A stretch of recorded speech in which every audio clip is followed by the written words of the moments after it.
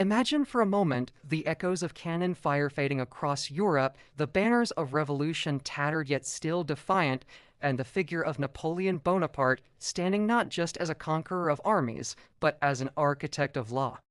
Too often, his legacy is narrowed to the battlefield, to Austerlitz, Waterloo, and the endless campaigns that reshaped a continent.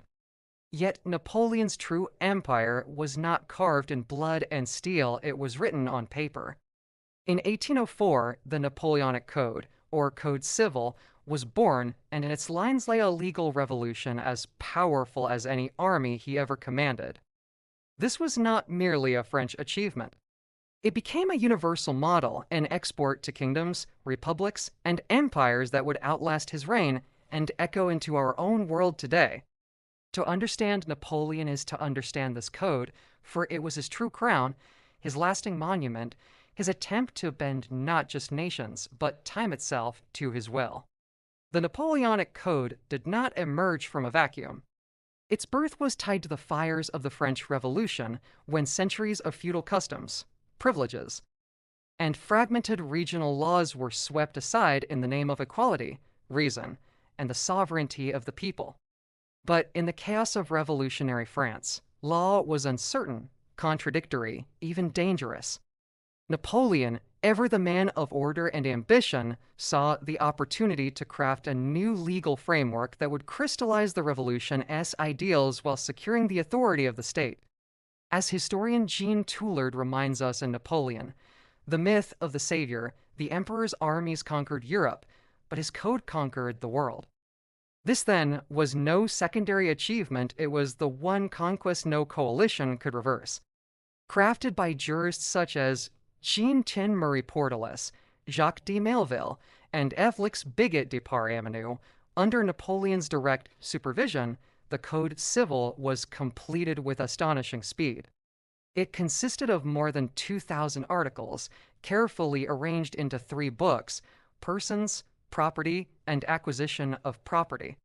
Its language was deliberately clear and concise, designed to be understood not only by judges and lawyers, but by citizens themselves.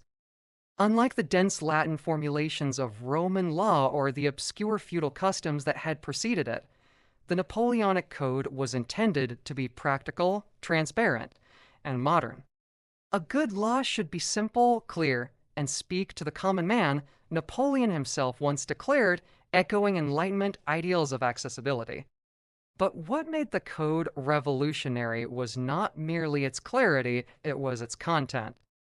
Inspired by both Roman law and revolutionary principles, it enshrined the equality of all male citizens before the law, abolished privileges of birth, guaranteed property rights, and secularized civil institutions like marriage and divorce. As historian Martin Lyons explains in Napoleon Bonaparte and the Legacy of the French Revolution, the code reconciled revolutionary principles with authoritarian order, ensuring equality under the law, but subordinating liberty to social discipline. It was, in other words, both a child of the revolution and an instrument of empire. Consider property rights. The Napoleonic Code was a manifesto of the bourgeois world, enshrining private ownership as the foundation of society. It gave protection to smallholders, landowners, and merchants alike, stabilizing the economic chaos left by the revolution. In doing so, it cemented one of the great transformations of modern Europe, the definitive end of feudalism. Yet, at the same time, the code reflected deeply conservative attitudes regarding family and gender. While it empowered men as heads of households, it reduced women to legal minors under the authority of fathers and husbands.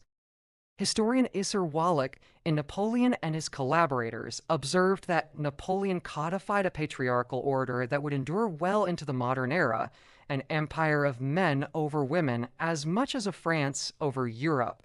Thus, the Code's legacy is complex. It advanced liberty in one sense while entrenching inequality in another. The spread of the Napoleonic Code was as relentless as Napoleon's armies. From Italy to Poland, from the Rhineland to the Low Countries, wherever French troops marched, the Code followed, sweeping away medieval legal traditions and replacing them with a unified civil law.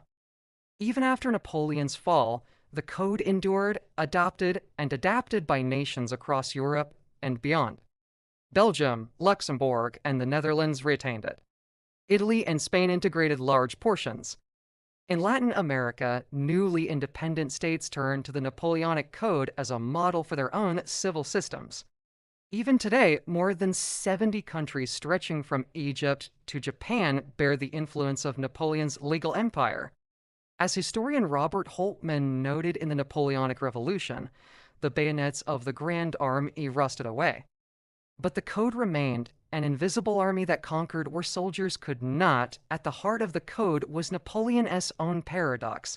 He was both a revolutionary and a ruler who sought control.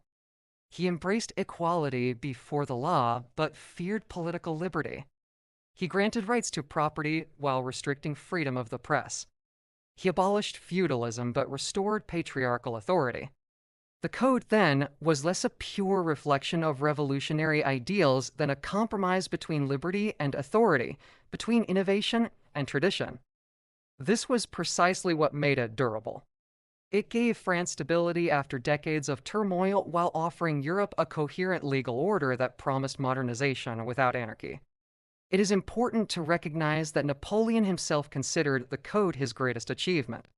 In exile on St. Helena, he reflected, "My true glory is not the 40 battles I won, for Waterloo destroyed the memory of those. But what will live forever is my civil code." He understood that battles are temporary, but laws shape generations. The code was not merely his legacy, it was his immortality. And before we go deeper, if you are enjoying this journey into the hidden legacies of Napoleon and want more stories where law, history, and power collide, make sure to subscribe to Vertex of Time. Join our community of history enthusiasts who want not just names and dates, but meaning and impact, the forces that shape the world we live in today. Your support helps us bring more of these untold stories to life. So hit that button, and let's march on. Now, returning to the Napoleonic Code, let us explore some of its most profound contradictions. On the one hand, it guaranteed the abolition of privileges, ensuring that a nobleman and a peasant stood equal before the courts. Yet on the other, it reinforced a rigid hierarchy within the family. Women could not freely control their property. Divorce, though legalized, was far more accessible to men than women. And paternal authority was absolute. Feminist historian Joan Wallach Scott has argued that the code institutionalized gender inequality as a foundation for civil society, placing women outside the realm of citizenship while depending on their roles as wives and mothers to stabilize the social order. Equally striking was the code's relationship to religion. The French Revolution had violently attacked the church, but Napoleon understood the power of faith as a tool of order. The code itself secularized law, stripping ecclesiastical courts of their authority and placing marriage, inheritance, and contracts firmly under civil jurisdiction. Yet Napoleon simultaneously signed the Concordat of 1801 with the Pope, re-establishing Catholicism's privileged place in French society. Here again, we see the balance. A secular law that recognized religion not as sovereign, but as useful. The global influence of the Napoleonic Code is one of the most astonishing aspects of its story. In the Ottoman Empire, in Mexico, and the colonies of Africa, echoes of Napoleon's legislation persisted long after his empire was gone. Japan's 1898 Civil Code drew directly from it, as did Egypt's 1948 Civil Code under the jurist Abd el-Razak el-Sanhuri. In Latin America, Chilean jurist Ender S. Bello explicitly modeled his 1855 Civil Code on Napoleon's, shaping the legal systems of much of South America. Even in Quebec, Canada, the civil law tradition is rooted in Napoleonic principles. Few figures in history can claim such enduring global impact. Yet, despite its revolutionary nature, the Napoleonic Code was not universally admired. Critics accused it of being rigid, patriarchal, and overly authoritarian. The German jurist Friedrich Karl von Savigny rejected its universalist pretensions, arguing instead for law to grow organically from the customs and spirit of each nation. This tension between universal codification and local tradition remains a central debate in legal philosophy to this day. Still, the sheer endurance of Napoleon's code across cultures and centuries is a testament to its adaptability and power. In reflecting on the Napoleonic Code, we must also see it as part of a broader movement, the age of codification. The late 18th and early 19th centuries saw an explosion of efforts to rationalize and unify law, from Prussia's Allgemeines Landrecht to Austria's Abt. But it was the French Code Civil that proved most influential, precisely because it was both revolutionary in spirit and flexible in practice. It was a code that embodied the Enlightenment dream of universal law, but tempered by Napoleon's instinct for order and control. So when we think of Napoleon Bonaparte, let us not confine him to the battlefield. His cannons are silent, his empire long dissolved, but his code still rules. In courtrooms from Europe to Asia, in the everyday contracts of marriage, inheritance, and property, in the very idea that all citizens are equal before the law, Napoleon still speaks. His true empire is invisible, an empire of principles, rights, and order, stretching across centuries. That is the code Napoleon. Here at Vertex of Time, we uncover not just history, but the legacies that shape our world today. If this story fascinated you, share it, comment your thoughts on Napoleon's legal revolution, and subscribe for more deep dives into the past that reveal the hidden roots of our present. History is not dead, it lives in every law, every nation, every moment. And together, we'll continue to uncover it.